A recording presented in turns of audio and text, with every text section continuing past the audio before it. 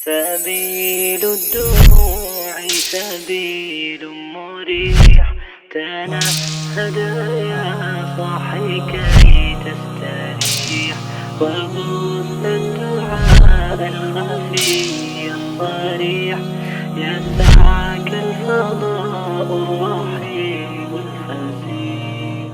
بسم اللہ الرحمن الرحیم۔ افعال کے متعلق بات چل رہی تھی کہ افعال بھی عمل کرتے ہیں، اور وہ عمل کیا کرتے ہیں؟ افعال کی وجہ سے رفع آتا ہے، افعال کی وجہ سے نصب آتا ہے، افعال کی وجہ سے جزم آتا ہے۔ پھر ہم وہاں سے آگے اس بات پر پہنچے تھے کہ وہ کون کون سے اسماء ہیں جن کے اوپر افعال کی وجہ سے نصب آتا ہے۔ آج کے سبق میں ہم انہی 3 اسماء کو پڑھیں گے جن پر افعال کی وجہ سے نصب آتا ہے۔ 7واں باب ہے افعال عاملہ، سبق نمبر 3 ہے مفعول مطلق، مفعول فی اور مفعول معہ۔ یہ 3 مفاعیل ہیں، ان میں سے پہلا ہے مفعول مطلق، دوسرا ہے مفعول فی اور تیسرا ہے مفعول معہ۔ یہ 3 اسماء ایسے ہیں جن پر فعل نصب داخل کرتا ہے۔ یہ کہتے کس کو ہیں، اس کو دیکھ لیتے ہیں۔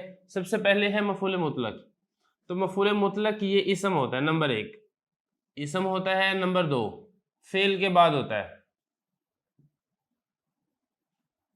نمبر 3 اسم میں بھی یہ مصدر ہوتا ہے۔ ہر کوئی اسم نہیں ہوتا بلکہ ایک خاص اسم ہوتا ہے جس کو مصدر کہا جاتا ہے۔ مصدر کیا ہوتا ہے وہ ساری تفصیل آپ صرف کے اندر پڑھ چکے ہیں کہ مصدر وہ اصل، جڑ اور بنیاد پر وہ اسم ہوتا ہے جس سے افعال اور اسماء نکلتے ہیں۔ تو یہ اسم ہوتا ہے، فعل ہوتا ہے، فعل کے بعد ہوتا ہے، اور ہوتا بھی کون ہے؟ یہ مصدر ہوتا ہے۔ 3 چیزیں ہوگی۔ نمبر 4 چوتھے نمبر پر اس کے اندر ایک چیز اور ہوتی ہے کہ یہ مصدر ایسا مصدر ہوتا ہے جو اس فعل کے ہم معنی ہوتا ہے، یعنی اس سے پہلے جو فعل ہوتا ہے اس فعل کا معنی اور مصدر کا معنی ایک ہوتا ہے۔ ہم معنی ہونا یہ ضروری ہے، ہم الفاظ ہونا یہ ضروری نہیں ہے۔ مثال کے طور پر ضربتک ضربا، اب یہاں پر آپ یہ دیکھیں ضربتک میں نے تجھے مارا، ضربن مارنا۔ اب ضربتو یہ فعل ہے اور ضربن یہ اسم ہے۔ دیکھیں پہلے ہم نے کہا تھا کہ اسم ہو اور ضربن اسم ہے۔ دوسرے نمبر پر بات تھی کہ فعل کے بعد ہو، یہاں پر آپ دیکھیں ضربن ضربتو فعل کے بعد ہے، اور تیسرے نمبر پر تھا کہ یہ مصدر ہو، اور یہ ضربن یہ مصدر بھی ہے، اور چوتھے نمبر پر یہ تھا کہ مصدر کا اور فعل کا معنی ایک ہونا چاہیے۔ اب ضربتو کا معنی بھی مارنا ہے اور ضربن کا معنی بھی مارنا ہے، تو دونوں کا معنی بھی ایک ہے، تو اس کو کہا جائے گا مفعول مطلق، یعنی ایسا مفعول جو فعل کے بعد آ رہا ہے اور اس مفعول اور فعل کا معنی ایک ہے۔ یہ تو ہو گیا پہلے نمبر پہ مفعول مطلق۔ نمبر 2 دوسرے نمبر پہ مفعول فی۔ تو مفعول مطلق یہ جہاں پر آ جاتا ہے فعل اس کو نصب دیتا ہے، جیسا کہ آپ کو اس مثال میں نظر آ رہا ہے ضربتک ضربن میں ضربتو فعل نے ضربن مفعول کو نصب دیا ہے۔ دوسرے نمبر پر آتا ہے مفعول فی۔ اب مفعول فی کس کو کہتے ہیں؟ مفعول فی اس کو کہتے ہیں جس میں فاعل کا فعل واقع ہو۔ اب یہ کیا ہے جس کے اندر فاعل کا فعل واقع ہو؟ یہ 2 چیزیں ہیں، ایک ہے ظرف زمان اور دوسرا ہے ظرف مکان۔ دوسرے لفظوں میں اس مفعول کو ظرف بھی کہا جاتا ہے۔ ظرف ویسے تو عربی میں کہتے ہیں برتن کو، یعنی ہر ایسی چیز جس کے اندر کوئی چیز سما سکے اس کو ظرف کہا جاتا ہے۔ یہاں پر ظرف کا مطلب کیا ہے؟ 2 چیزیں ہیں، ایک ہے ظرف مکان اور دوسری ہے ظرف زمان۔ ظرف مکان کا مطلب ہے جگہ۔ اب جگہیں جتنی بھی ہیں اس کے اندر ساری چیزیں سمائی جاتی ہیں۔ مثال کے طور پہ ہم اپنے شہر فیصل آباد کی مثال لیتے ہیں۔ اب فیصل آباد ایک ظرف ہے اور ظرف مکان ہے، ایک مخصوص جگہ کا نام ہے۔ اب اس مخصوص جگہ میں آپ دیکھیں کتنی چیزیں سمائی ہوئی ہیں۔ تو ایک ہے ظرف مکان اور دوسری ہے ظرف زمان۔ ظرف زمان یہ آسان بات ہے، یہ زمانے کو کہا جاتا ہے، یہ وقت کو کہا جاتا ہے۔ چھوٹا بھی ہو سکتا ہے وقت، زیادہ بھی ہو سکتا ہے۔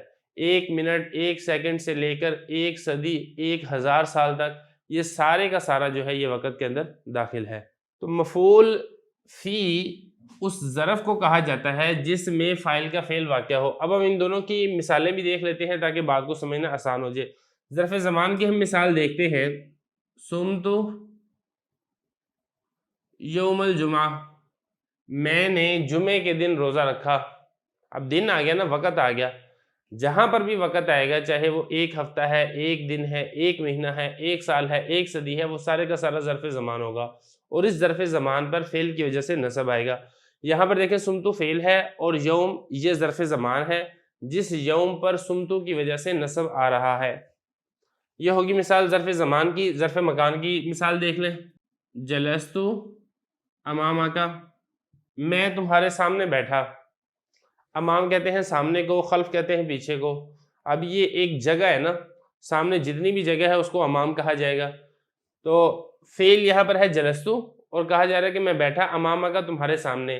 امامہ یہ ظرف مکان ہے. جب یہ ظرف مکان ہے تو اس ظرف مکان پر جلستو فعل کی وجہ سے نصب آ رہا ہے. تو خلاصہ یہ نکلا کہ مفعول فی یا تو زمانے کو کہا جائے گا یا پھر جگہ کو کہا جائے گا، اس پر فعل کی وجہ سے نصب آتا ہے. یہ دو ہوگی. تیسرے نمبر پر ہے مفعول معہ. یہ مفعول معہ کون سا مفعول ہوتا ہے؟ اس میں دیکھیں یہ ہوتا ہے ایسا مفعول ہوتا ہے مفعول معہ جو کہ اس واو کے بعد آتا ہے جو معہ کے معنی میں ہو. اس کی مثال کیا ہے؟ مثال سے بات سمجھ میں آئے گی. مثال اس کی بڑی مشہور ہے، جاء البرد والجبات، آئی سردی جبات رضائیوں سمیت. اب یہاں پر دیکھیں جاء فعل ہے، البرد اس کا فاعل ہے، اور یہ جو واو ہے یہ واو معہ کے معنی میں ہے. اب یہ جبات دیکھیں، جبات اسم ہے. یہ اسم کیوں ہے؟ کیونکہ اس کے شروع میں الف لام داخل ہے، اور الف لام داخل ہو وہ اسم ہوتا ہے. تو یہ اسم ہے اور واو کے بعد ہے، اور اس واو کے بعد ہے جو کہ معہ کے معنی میں ہے. تو ہر ایسا اسم جو اس واو کے بعد ہو جو معہ کے معنی میں ہو اس کو مفعول معہ کہا جاتا ہے، اور اس مفعول معہ پر فعل کی وجہ سے نصب آتا ہے.